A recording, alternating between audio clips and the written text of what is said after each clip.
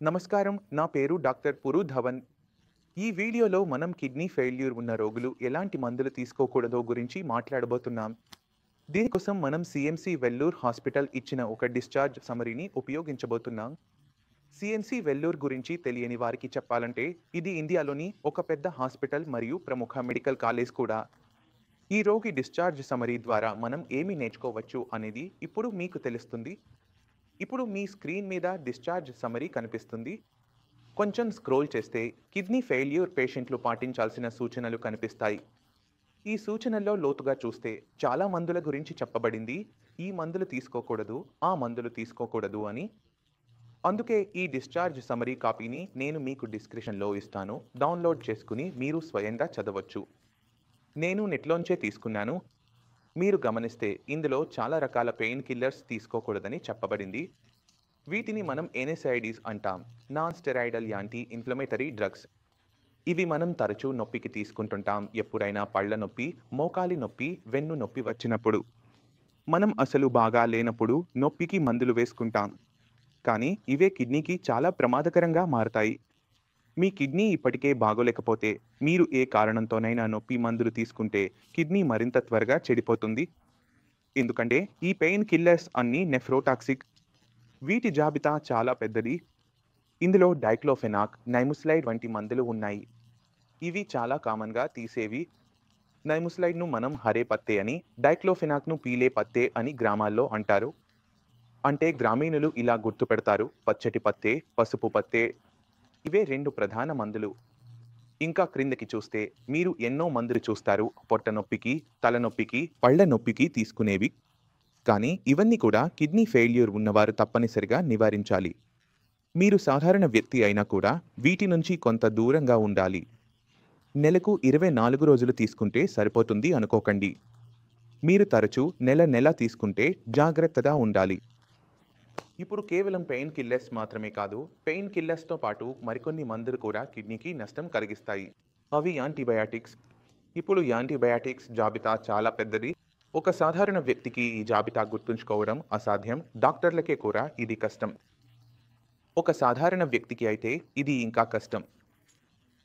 ఒక చిన్న ఫార్ములా ఉంది. ఎప్పుడూ గుర్తుంచుకోండి, ఏ యాంటీబయాటిక్ అయినా సిన్ లేదా సిఎన్తో ముగిస్తే దానిని మీరు తప్పుకోవాలి. ఇప్పుడు ఉదాహరణకు అంబికామైసిన్, తోబ్రమైసిన్, రియనిమైసిన్తో లేదా సిన్తో ముగిసే మందులైనా ఇలా చేయకపోతే అది పాపం అవుతుంది. అలాగే యాంటీబయాటిక్లో సేన్ను వాడితే కూడా అది పాపమే. మీరు దీన్ని తప్పుకోవాలి. మీరు కిడ్నీ రోగి అయితే అన్ని యాంటీబయాటిక్స్ కూడా చివరిలో సిన్తో ముగిసే వాటిని తప్పుకోవాలి. రెండవది, మీరు జాగ్రత్తగా ఉండాల్సింది ఏమిటంటే మనకు ఎప్పుడైనా ఇబ్బంది వస్తే, జ్వరం, నొప్పి, పుళ్ళు లేదా ఇంకేదైనా సమస్య వస్తే అప్పుడు మనకు యాంటీబయాటిక్ అవసరం ఉంటే మీరు స్వయంగా కేసు చూసుకుని యాంటీబయాటిక్ తీసుకోకూడదు. మీరు ఇలా అనుకోకూడదు: నేను కెమిస్ట్కి చెప్పేశాను నాకు ఇబ్బంది ఉందని, అతను నాకు 2 మందులు ఇచ్చాడు, నేను అవి తిన్నాను, ఇందులో నా తప్పేంటి అంటారా? మీ తప్పే ఉంది. మీరు ఒక డాక్టర్ దగ్గరకు వెళ్ళాలి. మీరు మీ అనారోగ్యాన్ని వివరించాలి. కిడ్నీ బాగోలేదని చెప్పాలి. డాక్టర్ మీకు టెస్టులు చేయించమని చెప్పవచ్చు. కిడ్నీ యూరియా లెవెల్ అడగవచ్చు.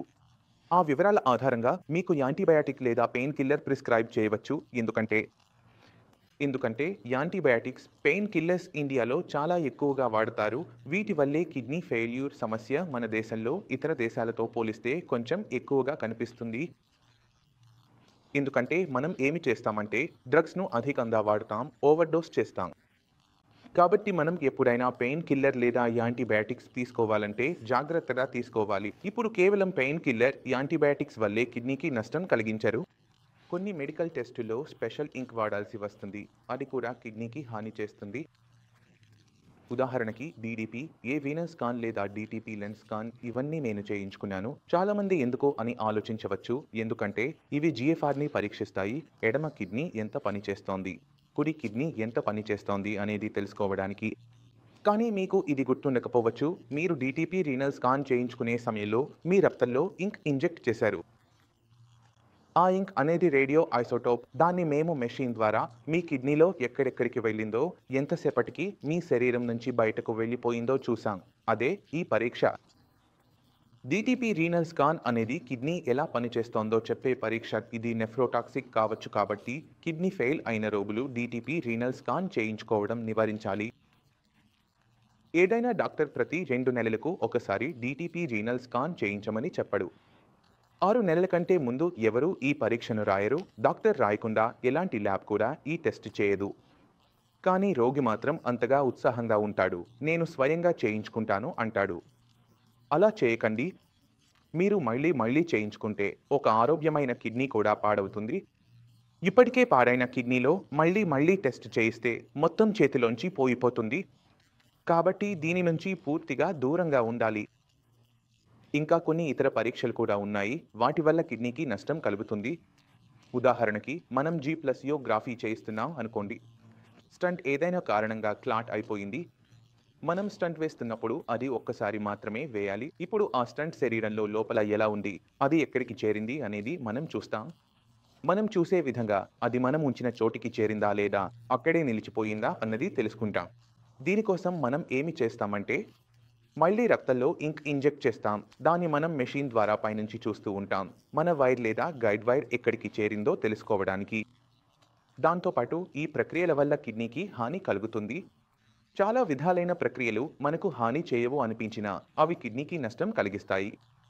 కిడ్నీ ఫెయిల్ అయిన రోగులకు అందుకే వారి జీవనశైలి, తినడం, లేవడం, కూర్చోవడం అన్నీ మారిపోతాయి. అందువల్ల మీరు చేయకూడని లేదా చేయకుండా తప్పించుకోవాల్సిన పరీక్షల జాబితా మీ స్క్రీన్పై ఉంది. ఇంకా ఒక మందు ఉంది, మనం చాలా సాధారణంగా తీసుకుంటుంటాం. అది అంటే గ్యాస్ కోసం వేసే మాత్ర. ఇప్పుడు కొంతమంది మహిళలు ఇంట్లో ఉంటారు. వారు ఉదయం లేచి గ్యాస్ మాత్ర తింటారు, తర్వాతే పనులు మొదలు పెడతారు. వారు ఆ మాత్ర తినకపోతే వారికి తలనొప్పి మొదలవుతుంది, పొట్టనొప్పి మొదలవుతుంది. ఇది వారి అలవాటు. ప్రతిరోజు ఉదయం ఖాళీ కడుపుతో గ్యాస్ మాత్ర తినాలి. మీరు అందరూ తెలుసుకోకపోవచ్చు, కానీ ఆ గ్యాస్ మాత్రలు కొన్ని సంవత్సరాల తర్వాత మీ కిడ్నీని పాడు చేయవచ్చు. కాబట్టి ఎంతమంది కిడ్నీ ఫెయిల్యూర్ రోగులు ఉన్నారో వారందరూ గ్యాస్ మాత్రలను తప్పుకోవాలి. అలాగే సాధారణ వ్యక్తులు కూడా గ్యాస్ మాత్రలను తీసుకోవడం నివారించాలి. గ్యాస్ మనకు అప్పుడే ఏర్పడుతుంది మన పొట్ట పూర్తిగా శుభ్రంగా లేకపోతే. కాబట్టి పొట్టను పూర్తిగా శుభ్రంగా ఉంచేందుకు మనం తినే ఆహారంలో ఫైబర్ పరిమాణాన్ని పెంచాలి. ఎందుకంటే మనం ఎక్కువగా ఫైబర్ తింటే మన మలంలో కూడా ఫైబర్ ఎక్కువగా ఉంటుంది. ఫైబర్ పూర్తిగా జీర్ణం కాదు కాబట్టి అది అలాగే బయటకు వస్తుంది. అది బయటకు వస్తున్నప్పుడు అంతా అంతర్గత భాగాలను శుభ్రం చేస్తూ బయటకు వస్తుంది. పొట్ట పూర్తిగా శుభ్రంగా ఉంటే గ్యాస్ ఏర్పడదు, తలనొప్పి కూడా ఉండదు. ఎవరి ఇంట్లోనైనా గ్యాస్ మాత్రలు తరచూ వాడతారో వారి ఇంట్లో కచోడియాలు, పూరీలు ఎక్కువగా కనిపిస్తాయి. ఎందుకంటే వారు తక్కువ నీరు తాగి తినే అలవాటు ఉంటుంది. ఆహారంలో కూరగాయలు తక్కువగా ఉంటాయి.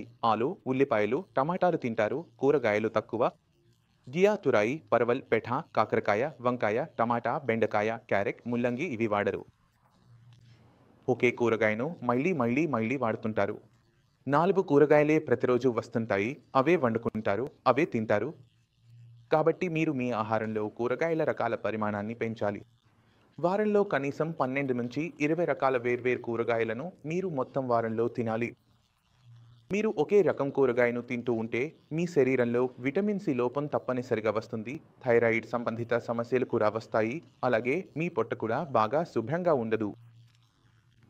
మనం తురిమే కూరగాయలు అంటే గాజర్, ముల్లంగి, ఉల్లిపాయ, కోసు వీటి పరిమాణాన్ని మన ఆహారంలో పెంచాలి.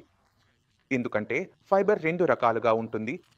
ఒకటి సాల్యూబుల్ ఫైబర్, మరొకటి ఇన్సాల్యూబుల్ ఫైబర్. ఈ రెండు మన ఆంతరాల ఆరోగ్యానికి చాలా అవసరం. మన ఆంతరాలు ఆరోగ్యంగా ఉంటే గ్యాస్, యాసిడిటీ వంటి సమస్యలు రావు. మనకు గ్యాస్ లేదా యాసిడిటీ సమస్యలు లేకపోతే మనం గ్యాస్ మాత్రలు కూడా తినాల్సిన అవసరం ఉండదు. ఇంకొక చాలా ముఖ్యమైన విషయం ఉంది. దానిని మనం గుర్తుంచుకోవాలి.